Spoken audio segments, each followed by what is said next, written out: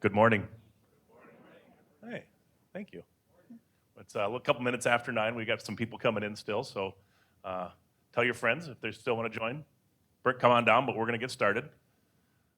Sarah, can we hear your mic? Yeah. Okay, Can you perfect. guys hear me? Cool. Excellent. All right. Well, good morning and welcome to the update for the month of October. Well, the beginning of October, I guess. We're going to tell you of all the stuff we did since last meeting, which was the month of September. And just as a reminder, my name is Todd Ganter. I'm the senior lead superintendent on the project. Sean, the follically challenged individual, is usually with me. He's the senior PM. He's on holiday this week.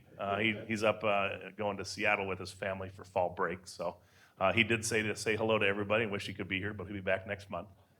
But in place of Sean, and much better looking, I may add, is Sierra Johnson. Sierra's been with Sundt for 5 years. She started out as an intern, and we've worked on some projects before down in Maricopa. She's a great addition to the Sundt team. She's been on the project for 7 months or so. Yeah, about 7 months, probably next week. Yeah, So. perfect. So Sarah's a project engineer for us. Project engineers do a lot of the grunt and heavy lifting of the job behind the scenes. So we're glad that she's able to, she was really voluntold to come do this today. She didn't jump up and down. She was asked but told at the same time. So Sierra's going to talk to us about, or she's going to present the safety share and some other information today. So we're glad that she can be here. For any of you that are new residents to Inspirata Pointe and have gone through the resident customization, Sierra is the brains behind the scenes that makes all the stuff happen with picking appliances, paint colors, carpet, all the blue fingerprint stuff that you go through the sales office. She is our liaison on the construction side that goes through and does all the discussions with the subcontractors and the processing of change orders and dealing with all of the sales staff for Royal Oaks as well. So she's a really big powerhouse, and it's nice to have her here today. So let's give her a warm welcome. All right, we'll roll into the slides here. Again, it's our monthly update, and this is our standard slide. The view from up over Royal Oak Road. It'll look like that someday, but not quite yet.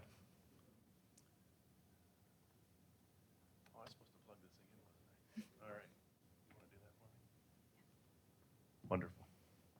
All right. So here's a quick aerial view.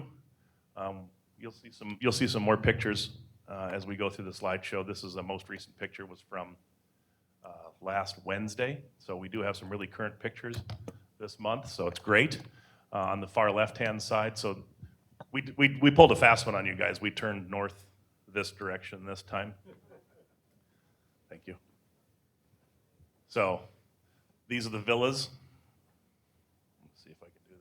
There we go. I don't know if you can see the laser dot. It doesn't show up that well, but on the left-hand side is the villas. A1 is on the bottom, A2 is on the top.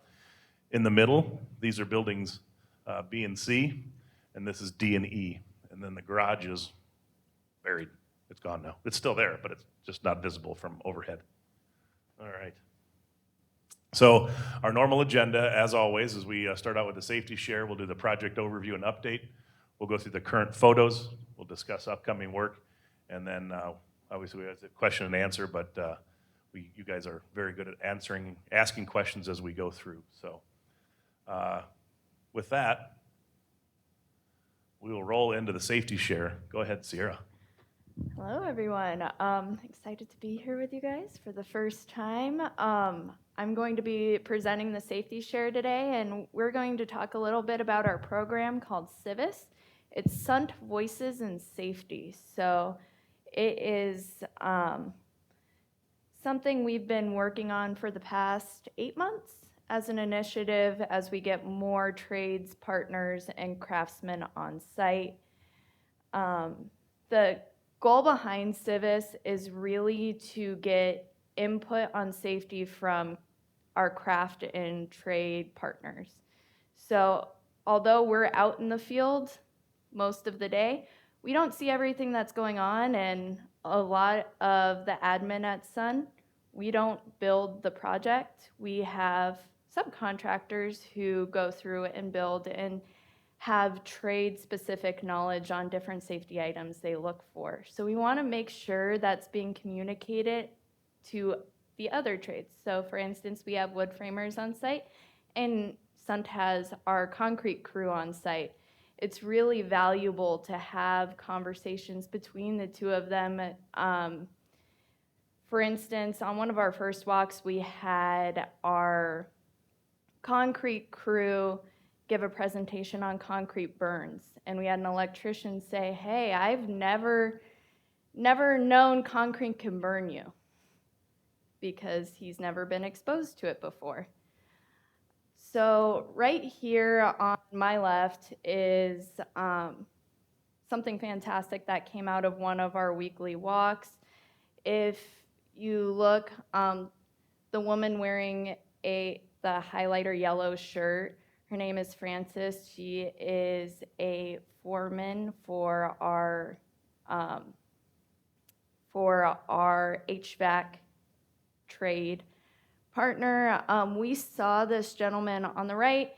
He was cutting wood off of his foot, which is extremely dangerous. You could see people cut toes, cut hands, fingers, stuff like that. We really discourage it, but something that unfortunately happens pretty common. She went and grabbed her own cart and gave it to the gentleman so he could proceed with his work safely. So that was something really neat to see.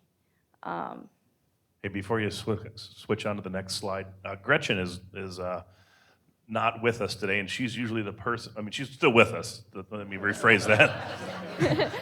She's not presently in the building. And usually, for those that are watching online, we post a phone number on the bottom if you guys have any text questions. Putting her number up there would be a bad thing because she's not here to answer, right, or receive them. So went ahead and put my phone number up there. So if you'd like to text in any questions, my phone is sitting on the kiosk over there, so we can take a look at it. My number is 602-763-7154. And on a few more slides, you'll see that number pop up. So we'd be glad to answer any incoming questions from those watching from home. Sorry, go ahead. Okay. So what is it like to be a Civis member? We actually require trades that have more than 8 people on site to participate in Civis, but it's not a requirement if it's less. We do encourage that all trades have somebody present on our weekly walks, and then we have one monthly meeting that includes training, and we have training that is suggested by the craft. So a lot of what you're seeing is something that we are working on site. So for instance, July, we had a lot of form work going up. There was a crane on site. We had different beams and panels being lifted into the villas. So we had somebody come and talk about hoisting and rigging, one of our own safety members at Sundt, and he did a phenomenal job. August 21st, if you were at the last residents meeting, you saw our new hard hats, which are going to be going into effect the next, should have been October 1st, so right now. With the chin straps, we presented that to the subcontractors as well as other trades in August so they could prepare for the changes that they would be seeing on site.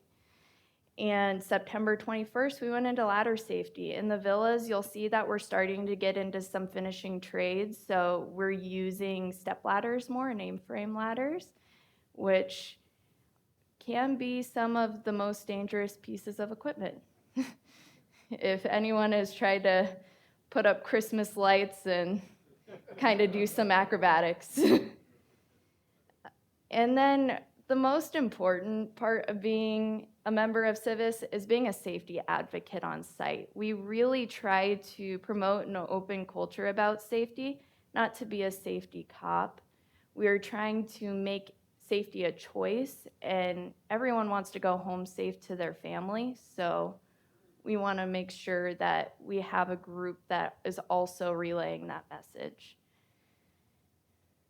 And if you look to my left, these are some photos that came from our safety walks.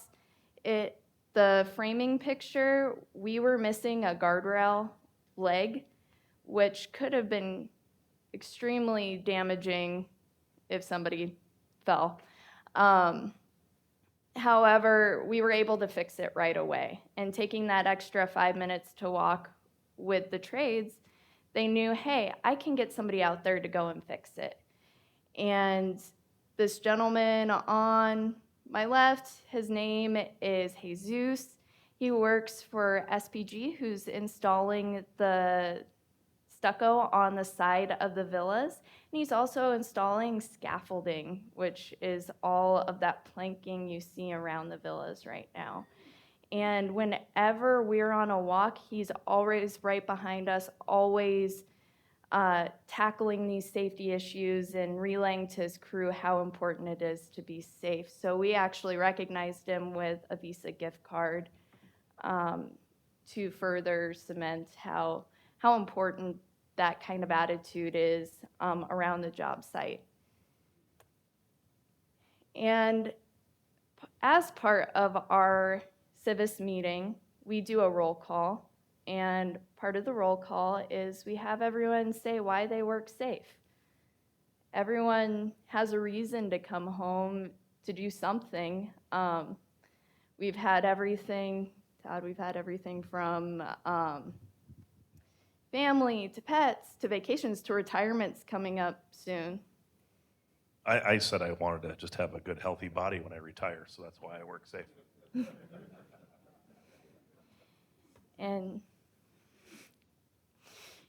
And this is Tyler. He actually had his kids put fingerprints on, or hit their handprints on his hard hat to remind him to work safe because they want their dad to come home every day. It was a really, really impactful story, and we like to show this because it was a cool idea. And then you'll see this board that I've taken a picture of. It's our Safety by Choice board. So we encourage Sundt admin as well as Sundt craft to bring their pictures. We open it up to all trades to bring a picture if they would like. This board is located at our craft parking off of Santa Fe. And if you ever want to go by to take a look at it, you'll see some nice pictures of our families and just different reasons we work safe. You can see the one of Todd. That one's not faded quite yet. Okay.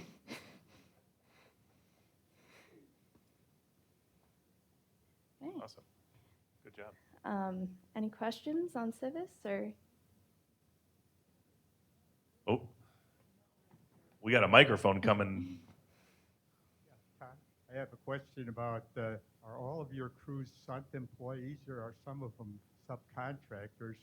And with the subcontractors, do you have any problems with compliance with your safety standards? Yeah, good question. Thank you. So the question was, are all of our trade partners out there, all the craft people, Sundt employees? And if they're not, do we have problems with safety compliance? The answer to both those questions is no, they are not all Sundt employees. Currently, we're down right now because our craft, what we self-performed was a lot of the concrete operations. So when we were doing the garage work, we were up to 32 craft hands out there that get a paycheck from Sundt. We're down to, I think, 12 right now. So the balance of the rest of the folks, because we're averaging about 125 craft out there a day, we are, the rest of those are trade partners. And the answer is yes, we have a lot of difficulty with trade partners complying with safety stuff. And it's just a matter of teaching, right? Like we always expect these guys to make the right choice. We want them to see that, going home to their family is like the important thing, right? Like I saw a guy doing something wrong yesterday. I'm like, I went up and I didn't yell at him right away because that doesn't do anything. It doesn't do any good. I wanted to because it was a really dumb decision he made. But I asked him, I said, do you have kids? And he says, yeah. I said, well, wouldn't it be great if you went home to them safe every day? He goes, you saw me climbing down the scaffold wrong. I said, I absolutely did. I said, I better not see that again, because otherwise your kids won't see you. So, yeah, so there's, we have trouble with compliance. Each job we build has a different set of players, and some of these subcontractors have worked with us in the past, and some of them haven't, and that's fine. So it's kind of getting to know people. It's a relationship thing as well. So we're trying to build these relationships with these different trade partners that some of their general contractors across town will put up with that unsafe behavior. We won't, because I don't want to do the paperwork, and I don't want to see somebody go home in an ambulance, right? I got to be responsible for them ultimately. So, but good question. Thank you. This is our first time here. Oh, welcome. But I can't believe how focused you guys are on safety, because we're all old enough that the companies we worked for didn't have that focus. But with as large a campus as you have and as many people, have you had any accidents up to this point? We have. We had some injuries of our own folks. So some of that stuff happened during our place and finish operations at the top of the garage. So there's a rebar mat that goes across the top of the garage. And so if you can envision this, we're placing concrete at midnight, 2 in the morning, whatever, dark early, right? And these guys are walking across the top mat, but it's not like walking on a solid surface here. So these guys would step back and they would fall into a hole, and they would typically roll their ankle, or they would, scrape up their shin or something like that. So we went through and implemented a new plan where we put rebar mesh, even though it wasn't called for structurally on the documents, as a additional barrier up there for those trades. So when they're walking backwards, they have a consistent 6x6 square to walk across. So we have had some issues. We take them very seriously. We like to address things quickly, understand the problem, go through a root cause analysis, and figure out what we can do, because hurting people is not our intent. Whether they're our people or somebody else's people, they still have a family to go home to. So good question, and welcome. Glad you're here. Yes? It's not a question so much as a comment. From my own personal experience in the past, the safety issue is usually a bigger concern with, well, put it this way, to get it the proper attention, you need to really talk to the management, because these guys, in my past experience, are under pressure to get the job done and get to the next job. And not that they don't want to be safe, it's just that the boss is saying, move your butt. Very true. Very true. Yeah, they absolutely do say You that gotta quite get a to bit. the boss. Yeah, and we do that. We focus on that stuff. We bring up safety in every foreman meeting. We have 2 foreman meetings a week, Tuesdays and Thursdays. So we do spend a lot of time with them, and we stress the same thing. From our organization, it comes from the top down. Out here in the field, it's no different. We got to go to their top and bring it down too, from their foreman down. But there's been a big change since we started out here, because a lot of these trades weren't used to our safety requirements, and they've kind of embraced them. So I'm very, very happy to see that there was pushback. There's always pushback when there's change, right? So it's just a matter of how you manage change and encourage people to make the right choice. So good questions and comments.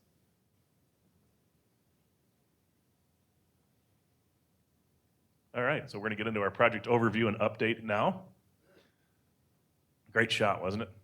Sierra's going to talk to us about some concrete numbers and some more concrete information. So to date, we've actually placed 12,052 cubic yards of concrete. So it's a lot. To place concrete, we have to use different pump trucks in order to get the angle to place correctly. Our most common pump truck is a 47-meter pump truck, which you could see in the upper left-hand corner over here. However, we have had smaller pump trucks and we have had larger pump trucks depending on the placement. So the longer ones, Todd could probably correct me if I'm wrong, but we use those for the garage primarily, so we could get to look. We actually have to keep the pump truck off of the excavation for the garage. So you could see in the left-hand corner, that's one of the longer pump trucks we had. We have to keep it off the edge so the dirt won't collapse onto the concrete or what we've already dug. So we use those to place those more difficult slabs. The 47 was also used for closer sections of the garage. Correct, yeah. The 47-meter pump was used quite a bit for our slab-on-grade placements, which is the foundations for the buildings themselves. When we could get a pump down in the hole, we would, because bigger pumps cost more money, right? Pretty simple. So we would use the 70-meter pumps when we had to be up on the top side of the hole, when we had the excavation opened up for the garage, or when we did the lids. I think we went through and did some presentation talking to you about, we hired a structural engineer to do a soil analysis of, with the slope of the excavation, how much weight we could put adjacent to it. So this soils engineer would take the loads that are imposed by the outriggers and the type of cohesiveness of the soil and understand what kind of values that soil could withstand. And they gave us that our closest outrigger had to be 10 foot back from the top of the hole. So you have 10 foot there, you have another 18 feet towards the building, and then you've got to go however many feet out into the building to do the placement. So that's why we had some of the longer pumps. So, we've had where's the stat on here? We've had 72 pump trucks out here. So again, it all depends upon which size. So when you guys drive by, you'll see we may have a small little guy out there doing stuff because it's close work. And then as we get into the building D, some of our foundations, they're a farther reach because they're out over the garage, that we just end up spatially needing to have the longer pump. So there's a lot of pre-planning and work that goes into a lot of the work behind the scenes. It looks like it's just concrete that goes in the ground and it never gets seen again. But there's a lot of work that happens with bringing the pumping contractor out here to measure this stuff and see what their availability of it is and get on our schedule and things of that sort. So there's lots of little meetings and stuff that happen all the time around here. But this is some of the concrete pump information that we deal with on a regular basis. Got a question here. Just out of curiosity, looking at the pump truck, how do you get the material from a ready-mix truck to the pump truck? The question is, how do we get a ready mix from the truck to the pump? So unfortunately, we're looking at the kind of front of the truck, but in the back, there's a hopper. We typically, when we do our concrete placement plans, we like to set it up so that we can back 2 trucks up to the pump at any one point in time. So on a concrete placement, when we do these things, especially the ones real early in the morning, because we've got one coming up Friday morning at midnight, we'll place 500 yards Friday morning between midnight and about 6 a.m. And we put together the plan that not only picks the correct size of the pump, but it also positions the pump so that we can get 2 trucks backed into it. Because if the pump's running at full throttle, we can run through a ready-mix truck in about 6 minutes. We can place 10 yards in 6 minutes. So if you're constantly having to back a truck in and pull a truck out and then back another one, and it's really inefficient. So we like to give enough room where we can always constantly back trucks up. So we order our spacing for our concrete placements on about a 7-minute cycle, and we can, if things go well, we can empty a truck in 6 minutes. Do you keep the concrete slabs wet while it's curing? No, we let the concrete hydrate. So the concrete, as we pick an end to start from one end and work to the other. And as that starts hydrating, which means the water is bleeding off, it's a hydration process is what it's called. That stuff starts setting up on that end while they're still finishing, and then some of the finished crew guys will kind of peel off and they'll work back and they'll start hitting it with trowels and things like that. So we go through and then correct after that, then we go ahead and there's a curing compound called Vocomp 20 that we place on there, so it's a cure and sealing agent. There are other methods of wet curing, but the specifications don't call for that. But we do a curing agent, which is a pretty common concept or way to cure the slab. But good question. All right.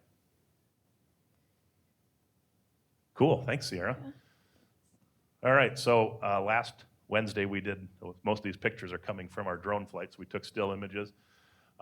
So if you want to pause here real quick. So this is a view looking north. This might be a little bit taller than the 4-story building right now, but if anybody is a resident in buildings D or E, this is kind of some of the view you'll have to the north. It's quite beautiful. But this picture shows the south elevations of A1 on the left and A2 on the right. You can see that we've got scaffolding up around both of those buildings. Both buildings are roofed now. We have got the waterproofing membrane, the Tyvec paper, and the lath well underway on A1, and we started that on A2 as well. So, and on the bottom, you can see that little strip of yellow there. That little strip of yellow is the under slab underlayment for we call it the B2 building, which is C? It's C. C, building C. So that's the 3-story building there. All right, pause there if you could, please. Excellent. So this is a view kind of the west side of the site looking east. You can see in the top of the picture, you can see existing campus up in this area. This is the slab that we're going to place the 500 yards on Friday morning. This is the one we did 3 weeks ago. You can see we've got all of our masonry and stair shafts coming up out of the ground right now. And then, I'm kind of totally blocking that picture, I'm so sorry. On the far right-hand side, you can see that we've got the joists for the 3rd floor of building D. We call it the west wing over there. So right now that's currently decked, and we're doing perimeter safety cabling on it, or safety barriers on it, and we'll be starting to stand walls for the 3rd floor units probably by Friday. So this is a good image. You can see in the top center, there's a little concrete looking U-shape element. At least it looks like a U to me. This is the ramp that goes down to the underground garage. So the garage comes out to this pretty much whole perimeter here. So, yes. Hang on, we got a mic coming your direction. Building C looks like it's way behind Building D, but supposedly we're supposed to be getting into C before D. Great schedule question. I'm glad you asked. So it looks like B is behind, but B finishes first, or C finishes first. So, and please forgive me, we've got different nomenclature on our plans and our documents, so I may say the wrong verbiage, but let me do the right thing and point to it so we can always have an image. So these 2 buildings here, which is B and C, were really held up. I don't mean held up in a bad way, but logistically couldn't be done until we backfilled the garage. All right? So that, along with the building F, which is the entertainment building where the bar and the restaurant and stuff are at, those finish November 22nd of next year. So they did start later. There's a reason they started later, which was because of the backfill of the garage. Now, these 2 portions, we call it west wing and east wing. They look like they're ahead. It's because they weren't, the garage excavation didn't encroach on them. So I took it upon the best methodology of construction. If you've got available area to work it. So that's why looks like it's out of sequence, but we are still on track. There was always a delay with the 3-story building starting after the garage had gone ahead and been backfilled. Does that answer your question? So it is on schedule. It is on schedule, yes. Yep. When's the crane coming?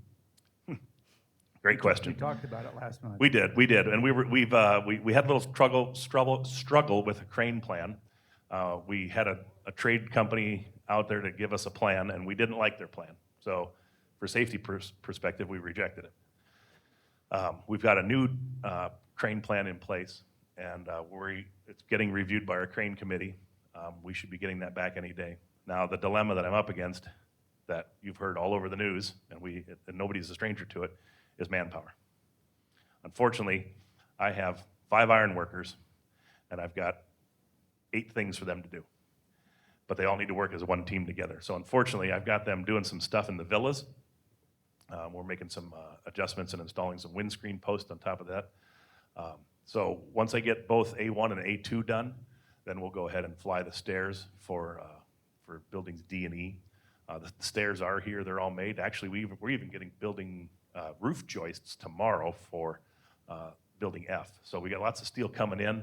I'm kind of trade or resource bound by manpower to go through and do this. So long-winded answer to your question is we should be about a week from Monday geared up to fly those stairs in.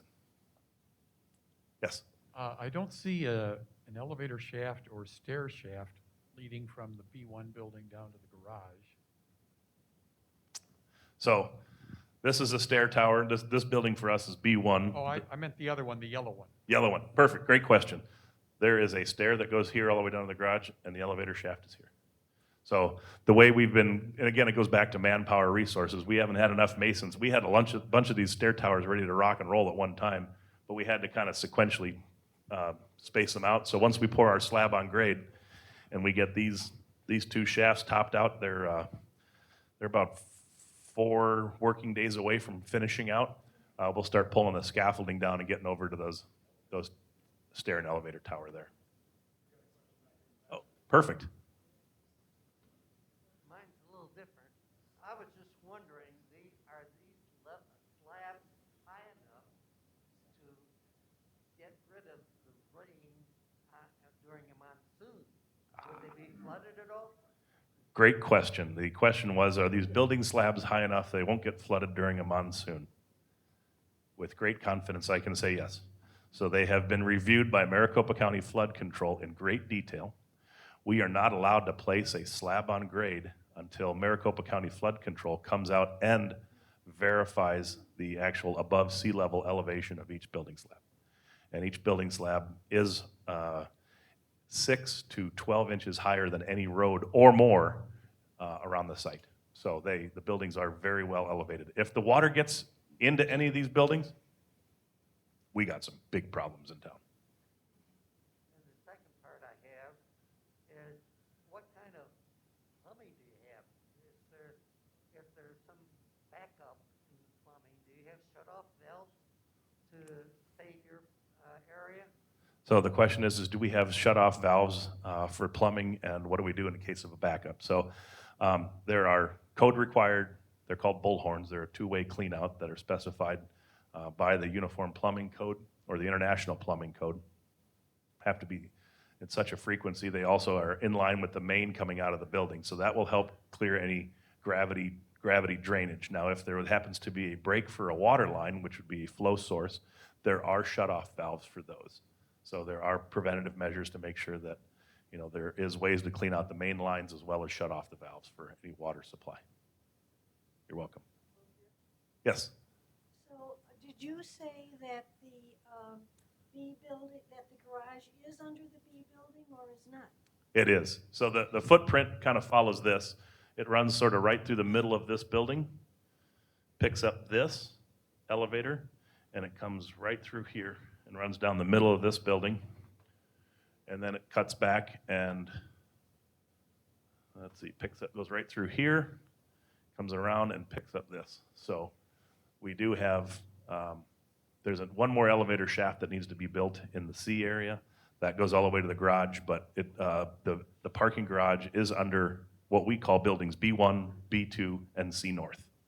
So then this shaft in the lower right-hand corner, that's an elevator shaft. This one? This one is a stair shaft. That's a stair shaft. And- So where's the elevator shaft for that? The elevator is right here.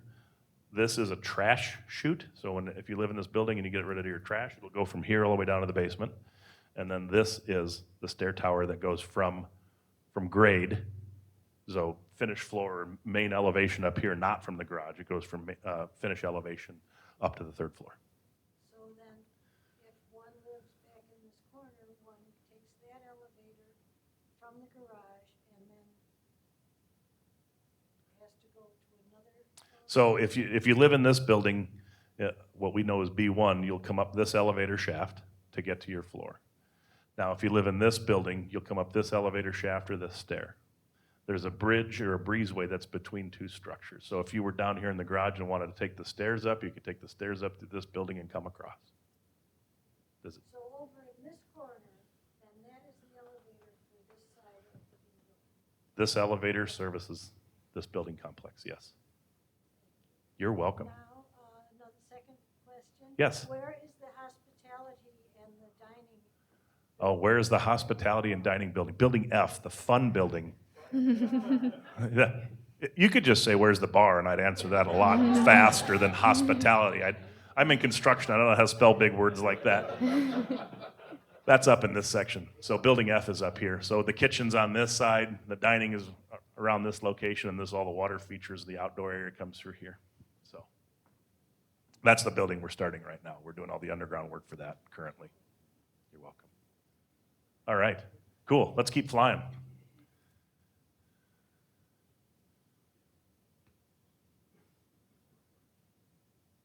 So this is a view from the north looking south. You want to stop here.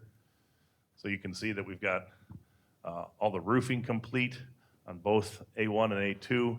And you can see we've got scaffolding even around the backside where this picture's, the scaffolding is up to about this location now. We should be finishing that by the end of the week.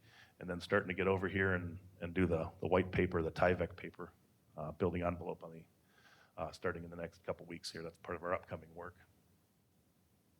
All right.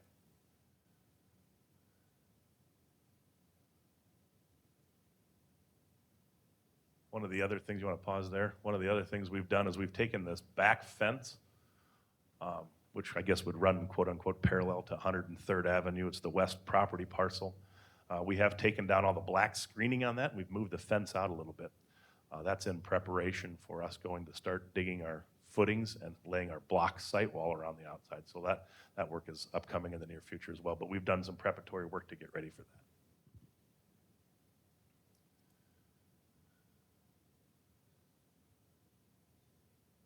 And who would think this thing's only like 2 pounds? It flies around, takes this picture. You want to pause here?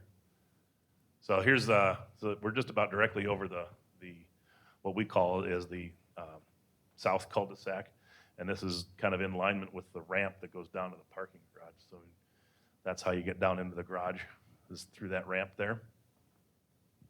And then you can see that we're just about, as of now, we're finishing up the framing on the first floor of the last unit. And then we've got the floor trusses here. We'll start putting floor trusses in either Friday or Monday for would be the second floor trusses for what we know is the east wing. So, and then you can faintly see the gray outline here. This is the footings for the north wing that go through here. So the garage runs through this area. So we couldn't do this until all the garage was backfilled, but these two buildings, along with building F, take precedence in the schedule. They finish first. So that's why we put C off for a while. Here's the elevator for C north or D, which is Correct. Good point.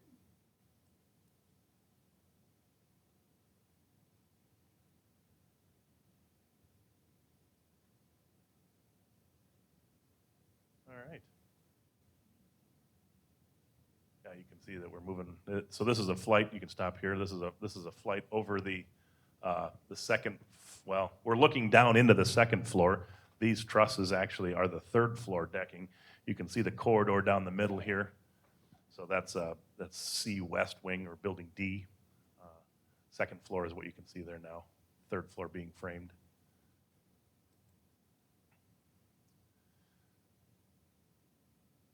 So there's one of the elevators and stair shafts.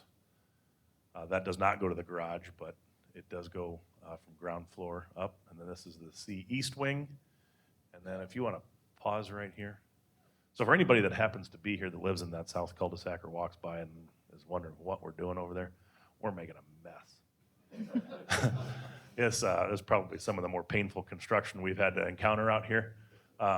This is, we're actually building a bowl of spaghetti, one utility at a time.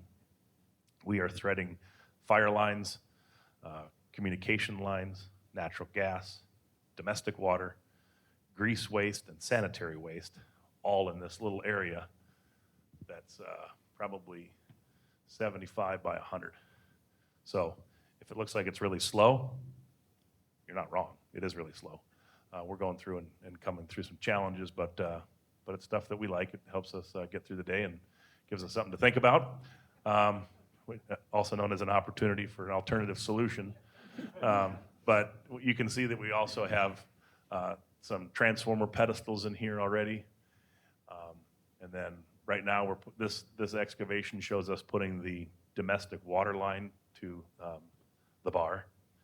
And then we've been pre-tying some of the rebar mats that take care of the spread footings for building D as well, or the hospitality building. So lots of little work in that tiny little area. Want to pause there? Again, you can see all the footings that are happening. We're doing isolated footings, and then some of these footings step down real deep. They're like 6 feet deep. But yeah, we're going through and trucking through that area. Things are going very well. The amenities building. And just a flight right up through the center of campus. Where that forklift is driving in that image, you'll be able to see that that's where the water feature will be. That's part of phase 3 completion. Ooh, I didn't go this far in the video. This is kind of new to me too. This is pretty exciting. Oh, he didn't fly into the garage. Oh. We'll have to have a chat with Dean about that. Maybe we'll reach out to him and ask him if he can do that for us for next month. So we got some interior rough-in. You want to hit pause? We got interior rough-in construction. You can see this happens to look like a bathroom rough-in, dual vanity condition. We've got our blocking in here for mirrors and cabinets and medicine cabinets and base cabinets. So lots of in-the-wall work we've been going through. Currently, we are in building A1. We've got all of our pre-rock done. We're doing all of the balance of our overhead rough-in on the second floor. And we will be hanging, we call it production sheetrock, or the slang term we use is turn the unit white. We'll start turning the unit white here next week. We're doing all of our ceiling insulation right now and our wall insulation. So things are progressing in those units very well. All right. Yeah, rat's nest of wire, right? Somebody knows where all that stuff goes, and it's not me. So that still image there was a picture of what it looks like inside of one of the IT closets in the villas. So into those spaces comes all of the nurse call, voice data cabling, and closed circuit TV or TV network goes back to that area as well.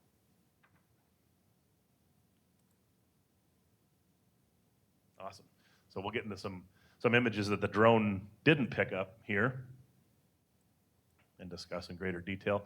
So do you guys remember Mount Royal Oak that we had there for a while? We're bringing it back because it's a real hip, trendy thing. No, it's coming up, part of our excavations, dirt out of building what we know as D, or building F for the hospitality building is adding up there. But this picture, this image is like almost directly above where that pile used to be. So it gives you a perspective of looking from the southwest corner to the northeast. Just give you a good general overview of the site from that perspective. So on the left here is building A1, and we've got the lath, which is the foam and the wire on, I'd say probably 85% of the building right now. And then on the right here, what we've gone ahead and done, this region here happens to be right around the corner here. If any of you guys have been driving down Santa Fe lately, you've potentially seen a myriad of APS trucks going in on the job site. Power, that's what we like. Not more power, just getting us power. So we went ahead and we jumped through some hoops and sequenced the work such that we would finish this section of building out. So this is building A1. This is the whole east face. This is the garage here, and then this is the rest of the building. All those conduits coming out of the ground there is where what's known as the service entrance section for electrical comes in. So it comes in from the APS transformer off the picture, comes into the larger conduits in the left-hand side, and then all the smaller conduits on the right-hand side, those go out to each individual unit. They go to there's 8 pipes there that go out. Well, actually, there's more than 8 because some go to the elevator. But there's at least 1 pipe for each unit that goes there and brings the circuit or the main power from the service entrance section, which is where the meter is housed, directly to each individual unit of the 4 units on each floor, therefore the 8. So we went ahead and sequenced that because APS is here. They're pulling their primary feeder line right now. They set their transformers last week, and they are going through and getting ready to chip into the existing duct bank. This is all work they do because it's high voltage stuff, so it's not in our contract. That's the utility provider's scope of work. But they're getting ready to gear us up. So since then, since this picture was taken, we've gone ahead and poured the slab. And then tomorrow we set the gear. And on Friday we go through and do the performance testing on the gear. We have a text message Oh, question. Yay. We have lounges throughout the current apartment buildings. Are there lounges in Inspirata Point? You want to answer that? I can answer it. Awesome. The villas do not have dedicated lounges, but the other buildings have vestibules outside of elevators. And there's also a community room in each cluster of buildings. So there's a community room for B and C, and then a community room for D and E. Excellent. Good question. Thank you for typing in. Oh, yes. Who's got a question? Yes.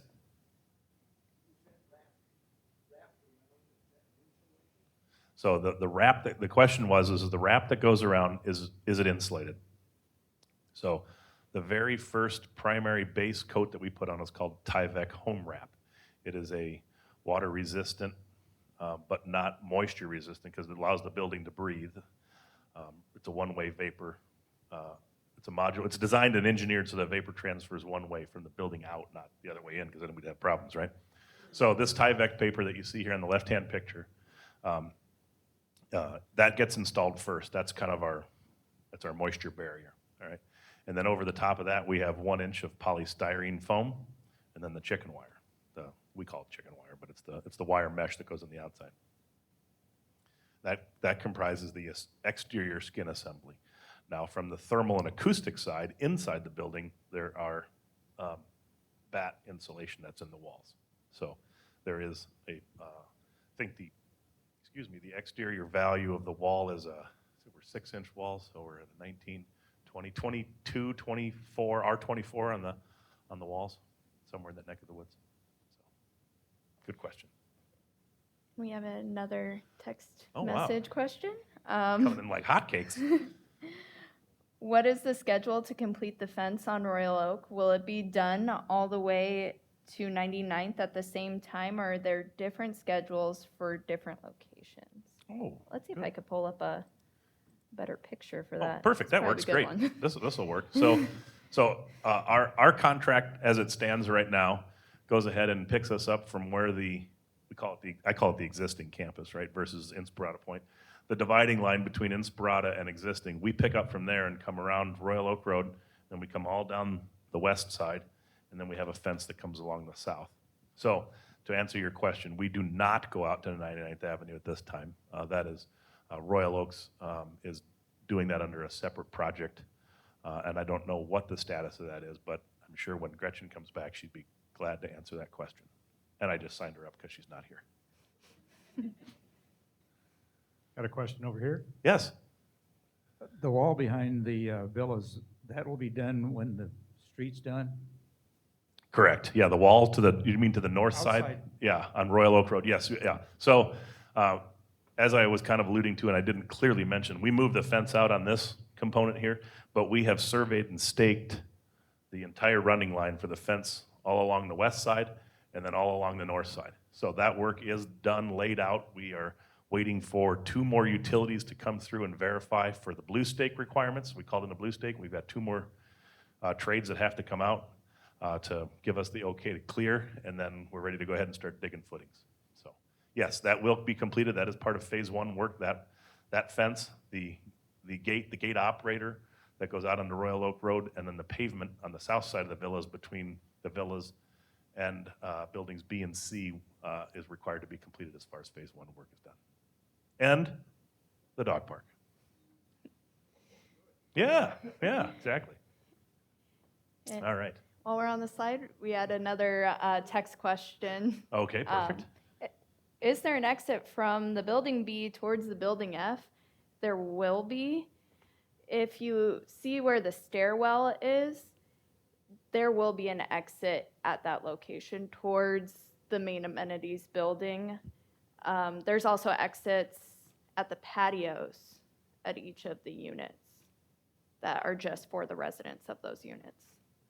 Correct. And I think what we can probably do next time is kind of give an aerial. Actually, I think we got it coming up here in just a bit. We'll see an aerial plan of what it looks like with the sidewalks. We'll be able to kind of bring that to closer detail. All right.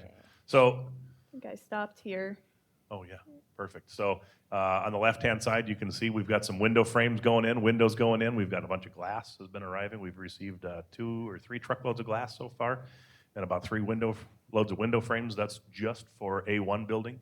So we've got a crew of 4 guys going around putting the windows in right now. They're done with, gosh, we got to be somewhat close to about 95 or 90% of the windows are, the frames are installed. And tomorrow we've got a little influx of some additional manpower, which I'll be glad to take. We'll go through and start setting some of the fixed glazing units. But all the windows that have operable capabilities in them, those are all set right now. So this picture on the left is of building, we call it B2. It's a view looking to the west. Obviously, you can see the hospital in the background. We've got our underlayment in there now. And then kind of fast forward a little bit to the right. Now we've got that's the same building slab, different viewpoint, but it's all the post-tension cables and the rebar is installed. For those that were around back in the, I think it would be the August timeframe, if memory serves correct, we had a drill rig that was going through and drilling something called caissons, right? So they're a drilled shaft, rebar inside them, and we place concrete inside them. This is the location, the image of where one of those caissons sit. So what it's acting as uplift pressure to keep the building from imposing additional forces over the top of the garage. In this picture on the right, the back half of the building is over the garage. So from a structural standpoint, instead of loading the building over the top of the garage like this, the caissons are below the palm of my hand, and they're designed to help the uplift forces and therefore compression forces on the opposite side of the structure over the garage. You guys didn't know you were signing up for a structural class today, did you, huh? All right. Left-hand side, you can see some images of us going through. We're at the 12-foot line on the masonry there. Again, this is a little bit old. We're up to the 24-foot line, I think, as of last evening. This happens to be the elevator shaft that goes from building what we know as B1 down to the garage. On the left-hand side of that same image, you can see the very western edge of B2. We're getting ready for our slab on grade placement. Anybody that's interested, this happens to be what's a floor box that's installed. So next time you guys are plug into your floor outlets, that's what it looked like before we poured concrete around it. And then on the right-hand side, this image shows us digging the footings, completing the last little bit of footings for C North Wing over the top of the garage. All right. The left-hand picture is kind of that sort of spaghetti bowl area of utilities we're working in. This operation where it looks dangerous, but trust me, it's an optical illusion. The guy is a couple feet behind the pick there. He's in a safe working zone. It just looks bad, right? It's not quite telling the full story. But he's picking up the backflow preventer. It's the backflow preventer for the fire line that feeds the hospitality building. And on the right-hand side, this is a picture from the northwest looking towards the southeast. I was mentioning that we have some deeper footings. That's kind of what this image is. We've got some hand-set concrete walls that have been formed now, and we're placing those tomorrow. So that's what that looks like. I think we've flown over these images before. This is some of the still shots of the framing for C West and C East.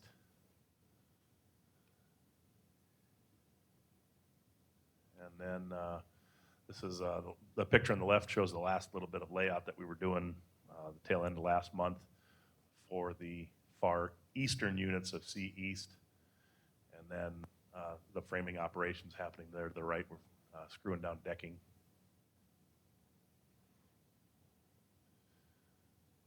Here's that other image of the garage and what's happening with the foundations for building F. That's the on-grade shot of what it looks like looking down the ramp. So we've got 2/3 of the ramp slab on grade placed.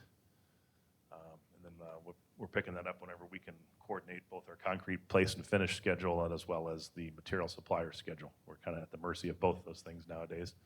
The picture on the right, that's where Mount Royal Oak in its massive form used to be. You can see on the left-hand side, we wanted to bring it back because we thought it was a trendy thing. But the rest of that shows all of our trusses and wall packages that are being fabricated actually just like 5 miles down the road at like 51st and Grand. They're fabbed in a yard over there and then set on a truck and brought out to us. So we usually get one to two loads of walls and trusses a day. We're burning through a lot of material. Burning's not quite the best word to use when we're talking about wood. Utilizing or setting in place, I guess, is a better term.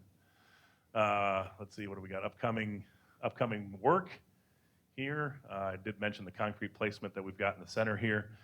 Currently, right now, we are laying out the wall lines for building B1. We will start going vertical in the next couple weeks with B1 walls. And you'll start seeing some more masonry shafts come out of the ground on the B2 building, which would be the elevator and stairwell shaft. And then by the end of October, we're on schedule to place the rest of our big slab on grade there for C North Wing. We are feverishly working inside the units with mechanical, electrical, plumbing, rough in, and finishing touches in the A1 building. And we're probably 75–80% on the A2 side, so we'll be getting some more drywall in the next 4 weeks. In both those units, finished production drywall, and then we'll be doing our gypcrete placement, which is our gypsum floor underlayment. It comes out looking like a milkshake when you place it. That is on the second floor. We'll do that in the next few weeks. Just constantly materials coming in, and we're framing and going up. So that's kind of like the general overview of what's happening in the next 3 to 4 weeks out here. So we have a text question. Is the garage gated? The garage is not gated. But there is a gate to the main entrance to Inspirata Correct. Point. The only way to get into Inspirata Point is to come through the main entrance up on Royal Oak Road. I had to get my bearings here, so I guess it's back behind me a little bit. Or come in the south entrance by the parking garage off of Santa Fe. And then you'll have to drive through campus to get over to Inspirata Point. The purpose of the gate going out onto Royal Oak Road on the north end up by Unit A1 is designed for fire department egress on the inbound side or exiting purposes for residents can go out that direction. Oh, yes. Does your response about garage gating mean there'll be no garage door, so it'll be open to rodents and other things, birds flying in there? Could be.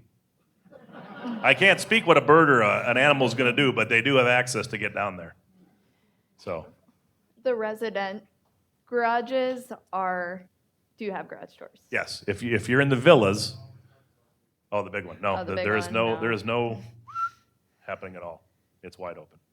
So it's part of the air volume calculation for exhaust and stuff out of there, along with 3 additional general exhaust fans that are down there. Yes. I've got a question for Sierra. With all the problems people are having with buying appliances and stuff like that, how has that affected you as far as putting things in the villas?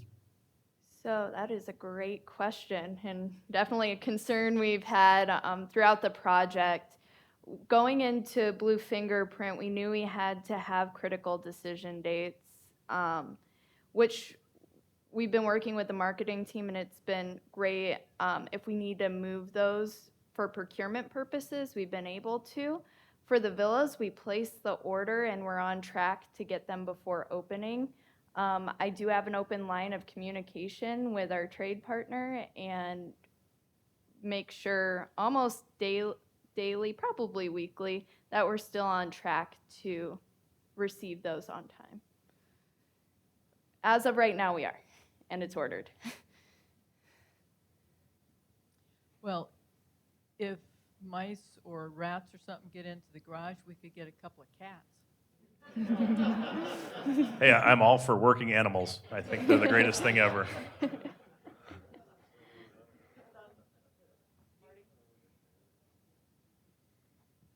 We're from Goodyear, and there's all kinds of commercial, governmental, private construction going up everywhere, and they all complain about supplies being so slow. Are you having that problem, and do you anticipate that affecting your schedule? So we never anticipate the unknown phone call, text message, or email that says, whoops, your stuff is way out there. I did get a good phone call last night. I got a call from our steel guy, and he goes, I got a storm brewing. I said, what is it? He goes, well, I got the joists for building F. I go, send them. Really? You're not ready? I said, oh, we're ready. We're ready. We got plenty of place to get the material. Because right now, things like bar joists are 13 months out. Stuff that was usually a 6-8 week turnaround is now months and months. So, you know, some things we've been really hitting it off the pass. Some things are just, you never know what's going to happen. They're just total surprises. So to answer your question, we've got a couple of struggles right now. We're working through them. We've juggled some things around in the overall schedule. We're still on track for hitting our dates on February 18th.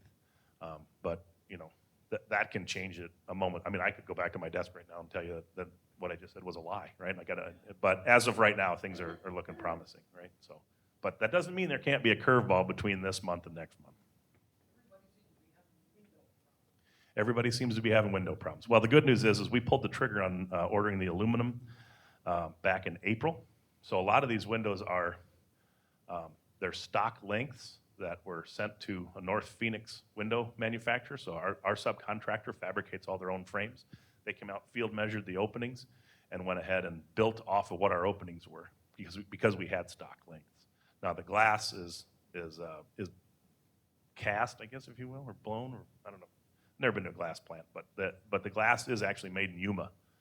So we're like right down the street from, in my opinion, that's right down the street. So we're not having to wait a long time to get that. Plus, this is a preferred vendor for our glass manufacturer or glass installer is this fabricator that's out in Yuma. So we get pretty quick turnaround times. We're looking at right now, which is really great to say, we're looking at like 4 weeks for fixed window panes. So those are coming pretty quick.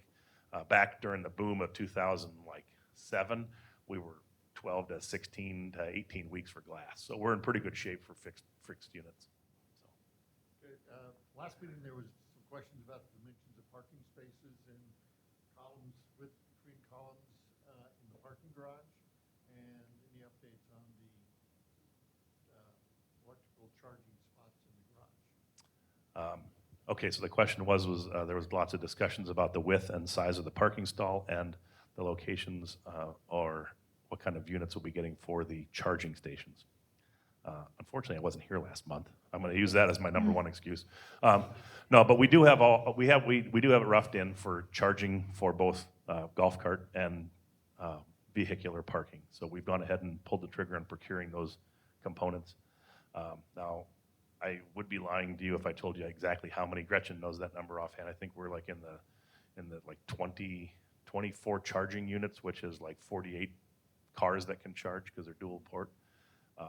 But if we need to get back to you on about the size and the width and the size of the stalls, the bay spacing was set up that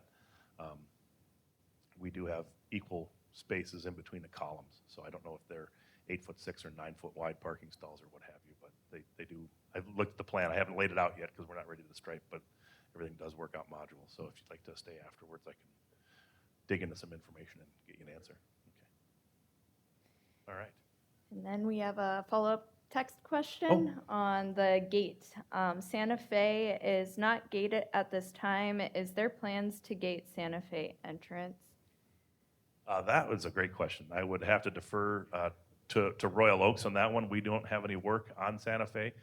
We're entering our job site from Santa Fe because that's an agreement that between us mostly Royal Oaks and Banner have worked out. That land we're entering is off of Banner. There will be no entrance to Inspirata Pointe from Santa Fe Road. It's just right now strictly merely for construction purposes. But as to what happens next to the parking garage on Santa Fe, I don't know if Royal Oaks has any intention of gating that at this point in time, but Gretchen would be the one that would be able to field that question. All right. It's a little small.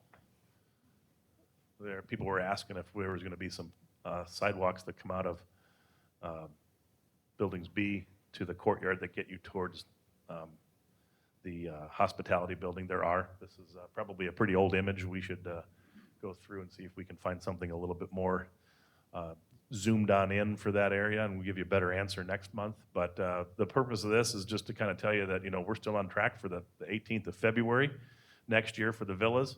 That, again, also includes this cul-de-sac, this road work, the dog park, and everything heading out to Royal Oak Road.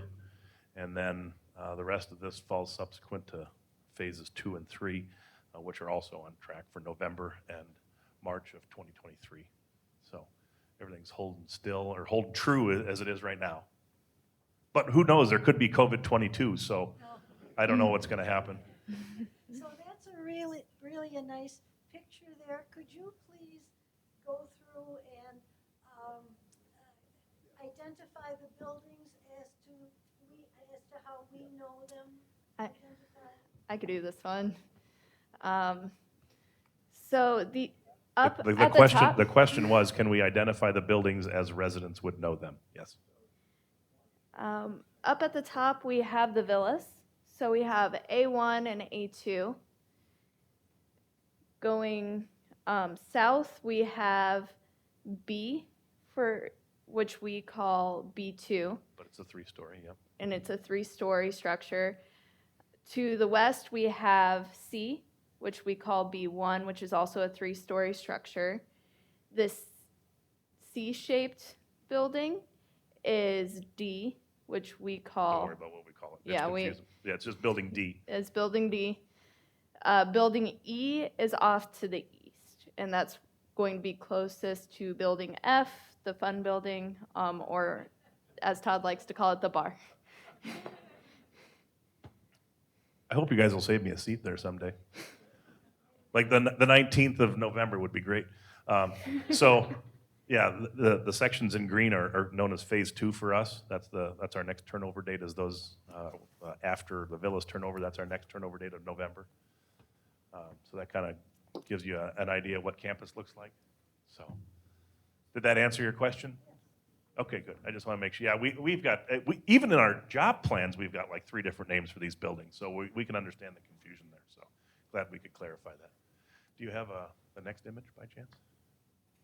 I I guess I could hit the button too, couldn't I?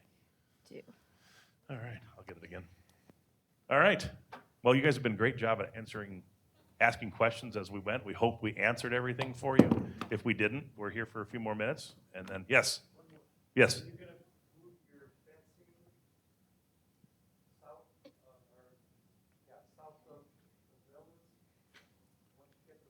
Yes.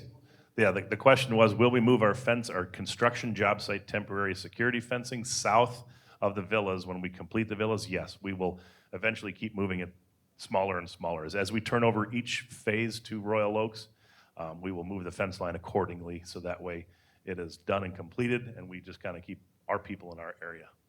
It's kind of like daycare. Yes? Yeah, the entrance by A1 is a gate. For residents, it will be exit only. The main purpose of that gate was also not only to let you guys out, but was also a requirement by Sun City Fire Department so they could get in. They didn't want to have to take the long way through the main entrance gate, the current gated situation there. So they've asked, yeah, it's exit only for residents. Yep. The only people that come through are going to have flashing lights.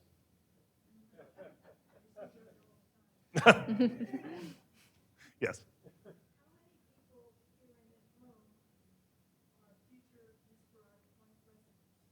How many people are future Inspirata Pointe measure? Oh, good deal. This is awesome. Yay, welcome. All right. Any other questions?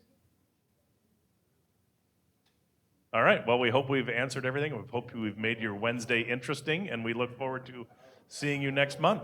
Thank you very much.